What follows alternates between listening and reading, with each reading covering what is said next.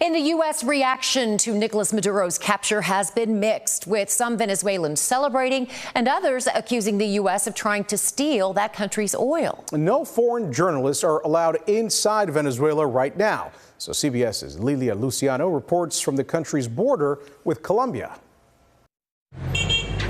In Caracas, Venezuela's capital, residents rushed to the supermarket and lined up at pharmacies and gas stations, stocking up. There's anxiety and desperation, this woman says, and we don't know what will happen. Venezuela's future hinges on who will run the country and how, following nearly 3 decades of authoritarian rule by Nicolas Maduro and before him by the late Hugo Chavez.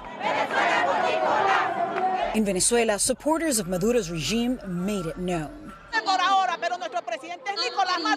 Our president is Nicolas Maduro, this protester says. The country's interim president is Delcy Rodriguez, a longtime leading figure of the regime.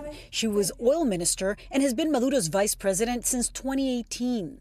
Nailin Peña is among millions of Venezuelans who fled the regime. She's in Colombia hoping to return, but is skeptical of Rodriguez. Nothing's going to change, you think?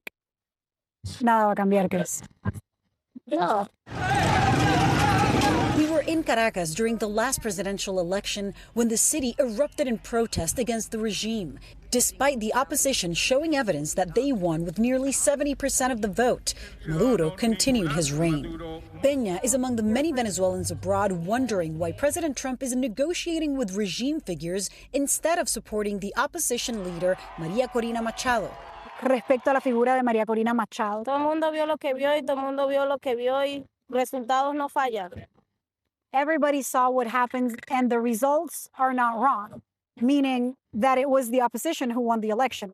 Over the weekend, President Trump said that María Corina Machado, the opposition leader, does not have enough respect or support in Venezuela to run the country. That caused a lot of frustration by her supporters and the people who saw her candidate, Edmundo González Urrutia, win last year's election, showing that they have the support.